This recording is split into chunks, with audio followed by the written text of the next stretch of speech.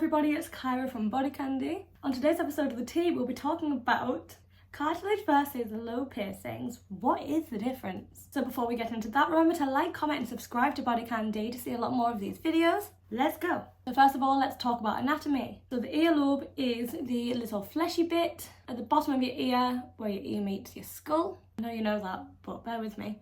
So the rest of the ear is primarily made of cartilage. This is what gives it its form and characteristically tougher consistency, if you will. There are many pierceable areas on the ear and they've all got their own little names. Rather than trying to describe them all, let's consult a visual aid for a better understanding of the ear's anatomy. But we'll start off with lobes properly. First of all, there's a healing time. Since lobe piercings are only going through the little bit of fleshy tissue, they don't really take too long to heal whatsoever. 6 to 8 weeks is a pretty common time frame for lobe piercings. The procedure is like any other piercing, so it's performed with a needle, not a piercing gun, and it is done by a skilled piercer, aka not at the mall. It should be pierced with a flatback labret stud, not a circular ring, and not with a standard earring that has a butterfly back. Butterfly backs are not okay for getting pierced with because they're too complicated. The debris can get stuck in them and they're just harder to clean. Keeping that in mind, you also need to consider the weight of the jewellery that you're putting in your ear. Heavier earrings lead to a little tear at the bottom of the fistula, giving it more of a slit appearance than a hole, which causes the tearing of the skin. Though onto cartilage, most cartilage piercings have a significantly longer healing time. The tragus can be like 3 to 6 months, whereas a rook or an industrial especially can take closer to a year. The most common ones, such as tragus, conch and helix, should also be pierced with titanium flatback labrets. These can be changed out for circular jewellery once it's healed, but it's very important to get them done with a straight barbell. The dace piercing is one of the only ones that can be done with circular jewellery. A horseshoe is usually the style of choice because there is no seam that irritates the fistula while healing.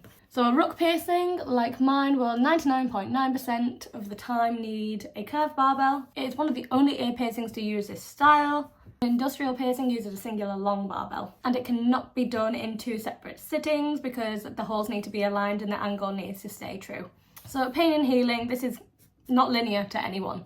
Most people tolerate the discomfort of an ear piercing really well. That said, an earlobe piercing is obviously going to be less painful than a cartilage piercing. Cartilage is more resistant and tougher, therefore it will be a little bit more painful. What puts people off and makes people uncomfortable, it kind of makes a little crunch when the needle goes through as well. That's fine and it's common. Cartilage can shatter entirely when pierced with a piercing gun. It is blunt force trauma and you must go and see a doctor immediately. This is another reason why you should just avoid piercing guns at all costs. They are not good. Cartilage may also bleed a little bit more, but anything excessive is the only thing to worry about. So finally, which suits you best? Once you've decided to get your ear or ears pierced, your next decision is picking out which ones you want. So this process is often called curation, and select a few piercings to showcase. Or you can choose to get as many piercings as your anatomy will allow for. Even earlobes have options, such as vertically stacking piercings or getting multiple piercings in a row. You may want to take some time to consider this beforehand, however. Piercer may offer assistance if there's a particular look that you're after, or you can decide yourself to curate your jewellery for a specific look. BodyCandy also offers curated sets, so it all has matching jewellery, and these are all pieces that work really well together. I really hope this video helped, and remember to like, comment and subscribe to BodyCandy if you found this information helpful, and that way you'll be seeing a lot more of these videos. I'll see you on the next one. Bye bye.